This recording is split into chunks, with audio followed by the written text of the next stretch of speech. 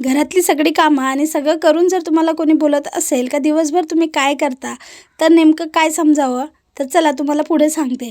त्या अगोदर संध्याकाळी व्हिडिओची सुरुवात झाली. देवपूजा करून घेतली, दिवाबत्ती वगैरे झाली आणि इकडे मी माळ वगैरे जपत होती. तर पिल्लूसुद्धा माझ्यासोबत माळ जपत होता. तर तेच मी तुम्हाला दाखवत होती.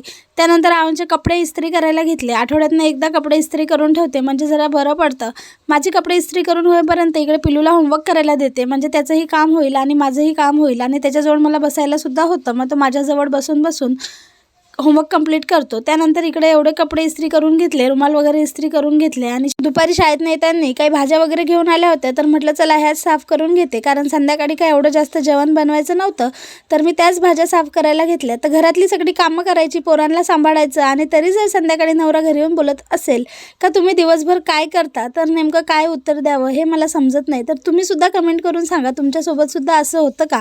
तर इकडे आमच्या दोघांची अशी काही मस्ती चालू होती आणि मी काही काम करायला बसली का याला मधातच लाड करायचा असतो आणि खरं तर त्यालासुद्धा एकटं करमत नसेल, पण तसंही आपलाही टाईमपास होतो जरा. आणि पोरं कशी बघता बघता मोठी होतात ना, ह्याचा विचार केला का मला तर खरंच सांगते माझे डोळे भरून येतात. आणि माझं बाळ आता एवढंसं होतं आणि आता एवढं झालं आहे आणि आता हा प्रवास तरी किती दिवस, असा मी विचार करते. तर तुम्हालासुद्धा नेमकं काय वाटतं ते मला कमेंटमध्ये सांगा. तर मी भाजी साफ करत होती, तर तोही माझ्यासोबत भाजी मला साफ करायला हेल्प करत होता आणि मस्त अशी त्याची मस्ती चालू होती. त्यानंतर मी मस्त जेवण वगैरे बनवलं आणि आम्ही जेवण केलं. चला भेटू पुढल्या व्हिडिओमध्ये. तोपर्यंत बाय.